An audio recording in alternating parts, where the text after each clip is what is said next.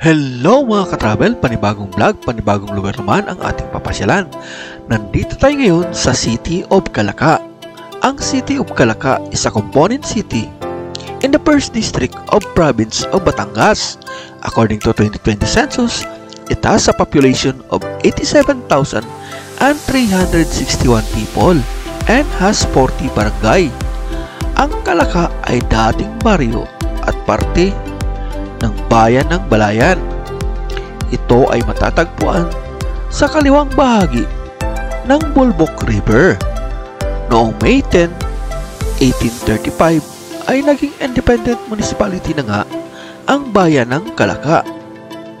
At si Don Rufino Punong Bayan was the first gobernadorcillo ng municipality during 1835 to 1836.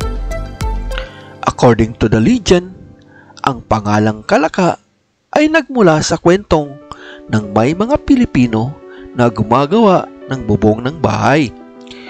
Isa itong uri ng kawayan na hinahati sa gitna at sinasalansan nang may dumaan ng mga Espanyol at nagtanong kung ano ang pangalan ng lugar. At sa hindi pagkaintindihan, ang nasabi ng mga Pilipino ay Calaca dahil sa kanilang pagkaintindi kung ano ang kanilang ginagawa.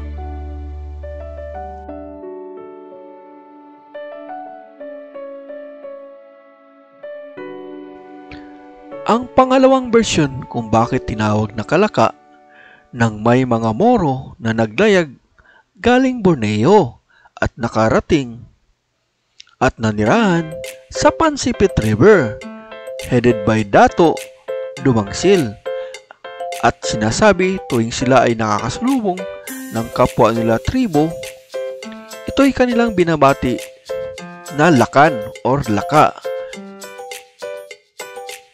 Nakalaunan ay naging Calaca na ang ibig sabihin sa Malay word ay boss. It makes sense dahil sa kasalukuyan, ang pagbati natin sa ating nakakasalamuha na hindi natin kauri o kakilala ay good morning sir or good morning ma'am or good morning boss, as a sign ng paggalang natin sa kanila. On March 11, 2020, House Bill number 6598, a conversion of Municipality of Calaca into a component city in the province of Batangas. Both House and Senate passed the said bill. On May 26, 2021, President Rodrigo Roa Duterte approved the said bill to Republic Act 11544. On August 19, 2021, COMELEC postponed the plebiscite to ratify the said conversion of the municipality of Calaca. On July 13, 2022, the election body set the election on September 3, 2022. At nanalo nga ang yes to cityhood of Calaca. Under Republic Act 11544, signed by President Rodrigo Roa Duterte, Calaca became the 5th city of province of Batangas.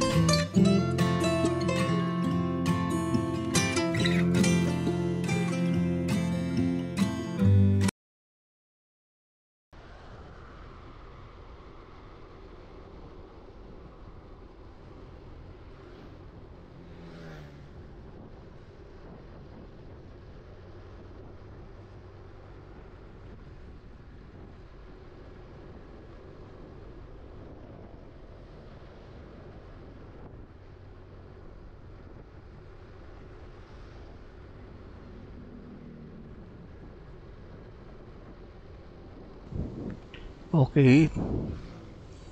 Pupunta tayo ngayon sa sentro ng Calaca. Ayan. Sa kaliwa natin mayroong mga industrial ano ba yan? Factory ba yan ng alak o ano? Ayan.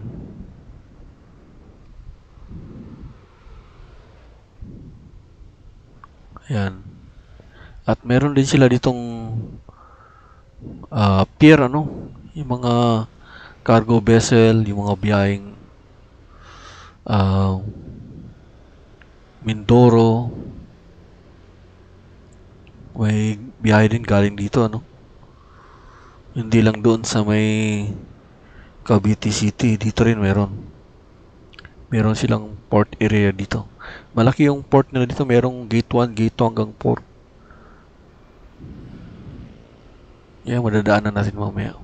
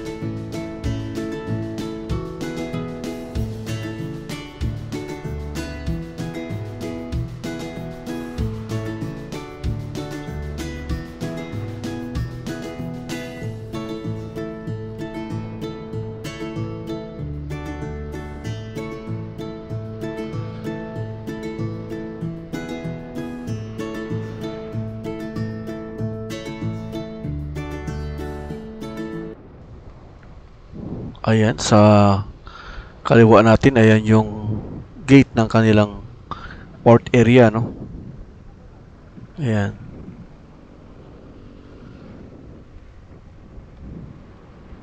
Yung kanilang seaport, ayan. Ito yung ginagawa yung kanilang tulay dito,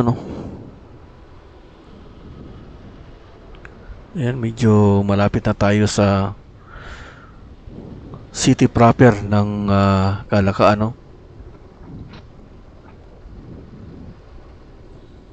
Bagong-bagong city itong Calaca. At kahit pala hindi umabot yung kanilang population ito into 100,000, pwede para maging city dahil sa laki ng income nila. Nasa 700 million per year. Ayan.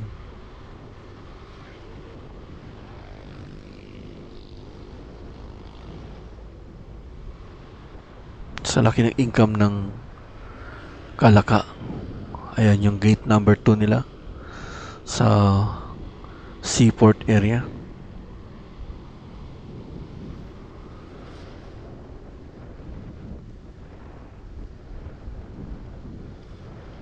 Almost 800,000 million ang income ng Calaca, So, talagang magiging city talaga sila.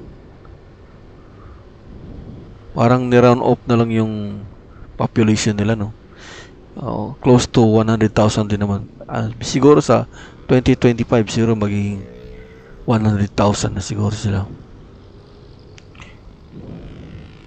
Hindi pa sa naman sila na classified sa first class or second class component city. Basta tinawag silang component city. Siguro by 2025.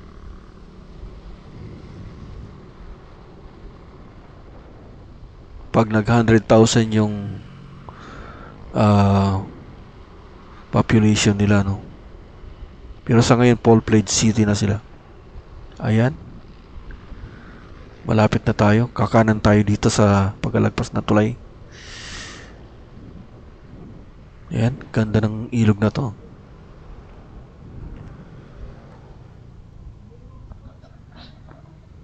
Ayan, ito na yung kanilang arko, no? Calaca Poblacion. Palitan na sana ito. City proper of Calaca, ano? Ayan. Napakaganda ng City Hall ng, ano, ng Calaca. Nakapunta na ako dito dati. Nag-deliver ako ng mga pusit, ano? Danggit.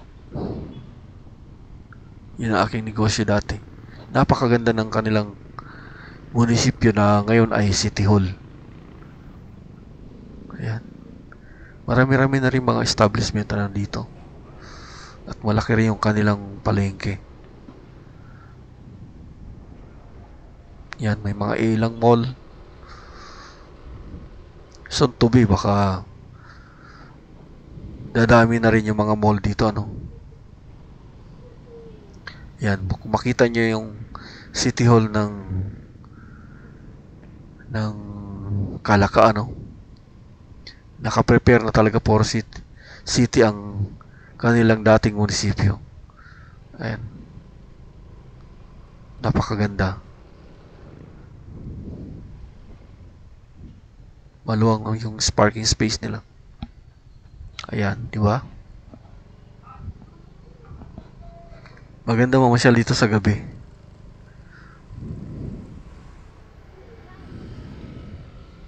Ayan, napakalapad ng spacious yung kanilang parking space, ano? Ayan.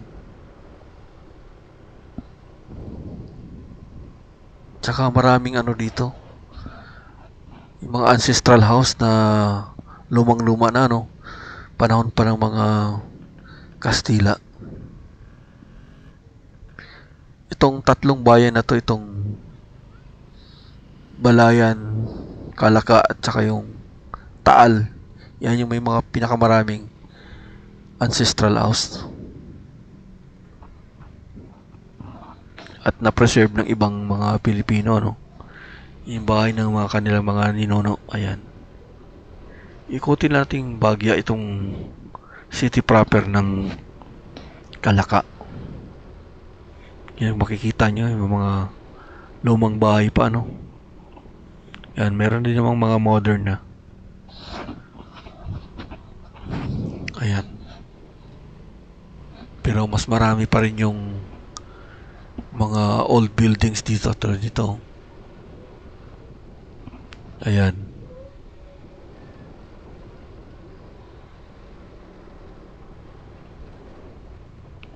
Maganda rin tong Calaca.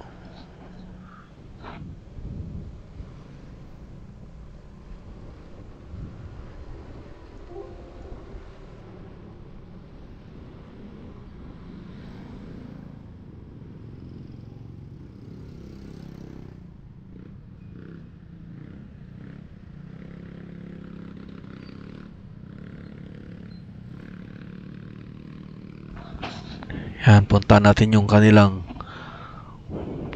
simbahan, ano. Lumang-luma rin yung simbahan. Isa rin sa pinakalumang simbahan dito sa probinsya ng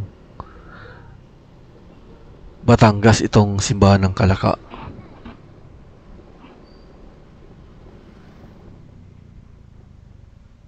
Ayan, lumagpas tayo. Saan po yung simbahan nyo? Simbahan saan? Opo. Salamat po. Okay. Tanong tayo kay ate. Pati kumbento nila, no? Lumang-luma na rin, ano? Ayan, no? Mga pintuan pa lang, eh. Halatang sinauna.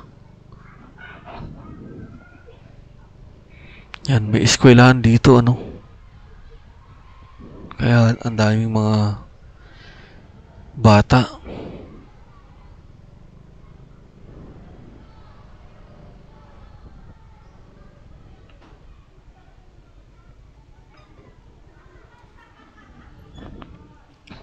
Pasokin natin yung kanilang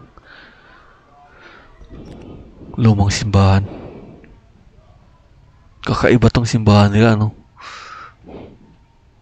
Talagang makita mo talaga na Para kang nasa Europe.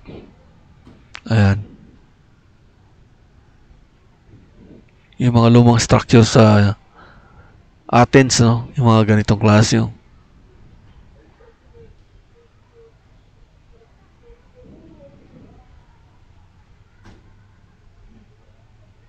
Arts Paris.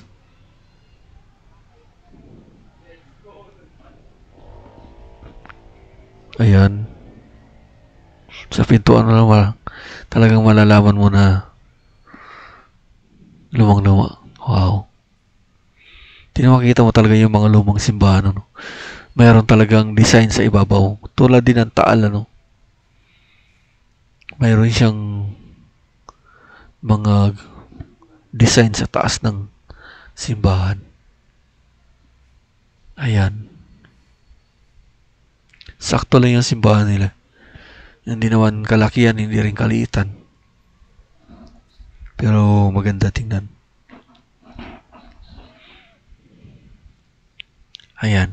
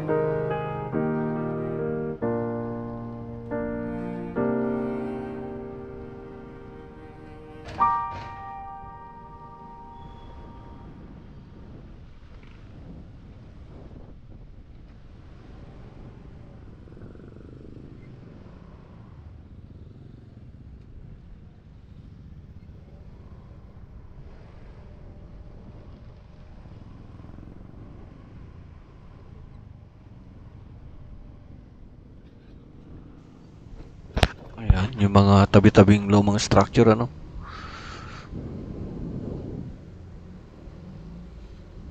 Ayan. Maraming, ano, ancestral house dito. Ayan, no? Magkasunod po. Makita mo talaga yung luma dahil sa pintuan, ano? Diretso lang yung pintuan. O kaya dalawang bukas. Ayan, no? Wow. Lumang bahay pa, oh. Ayan, magkasunod-sunod, oh.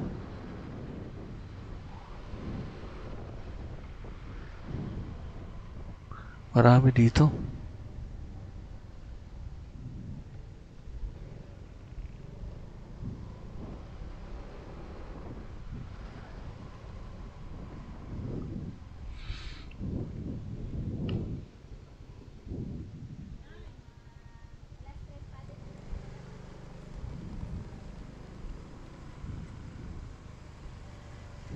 Ayan, bumalik tayo ulit sa may munisipyo, ano.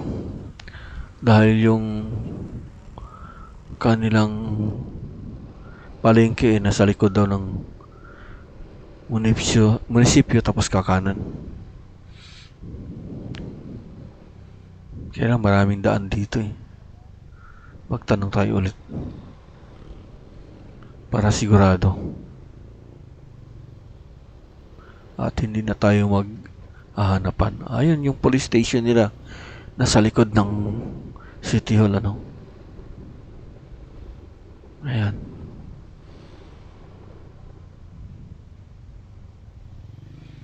Sa likod ng munisipyo sa may kanan.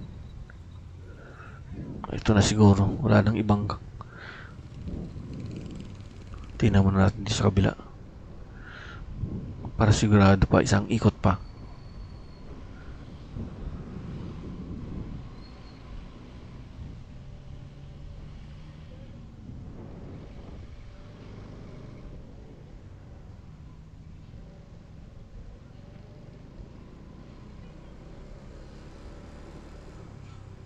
Ayan. Tanghaling tapat kasi kaya wala masyadong taong lumalabas, no? Mainit kasi.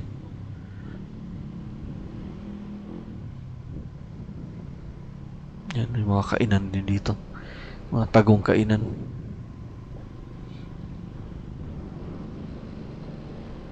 Yan, mga lumang bahay, oh.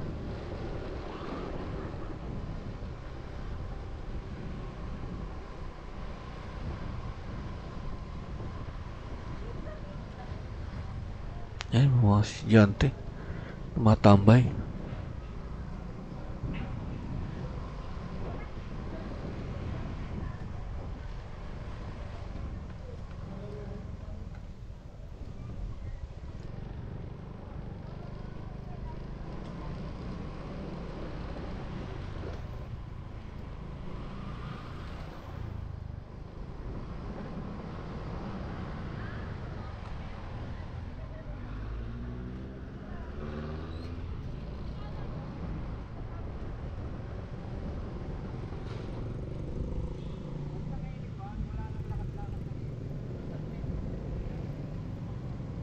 Ayan. Ito na yung kanilang pamilyang bayan ng Kalaka. Ayan, malaki-laki rin pala yun. Ayan. Ito yung pamilyang bayan ng Kalaka. Dito yung kanilang wet market, ano. Ayan.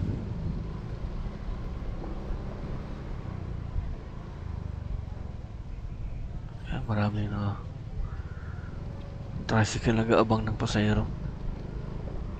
Yan. Pamilihang bayan ng Kalaka. Pamilihang bayan ng Kalaka yun.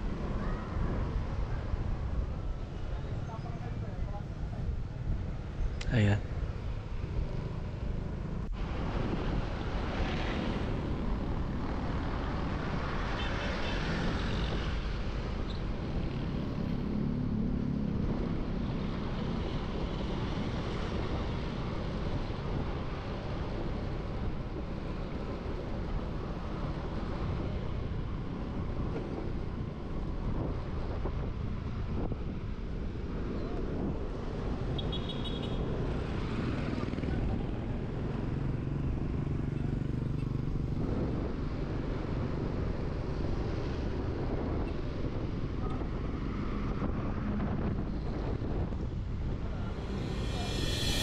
Okay, maraming salamat po sa lahat ng nanood at patuloy na nagsusupport sa ating munting channel.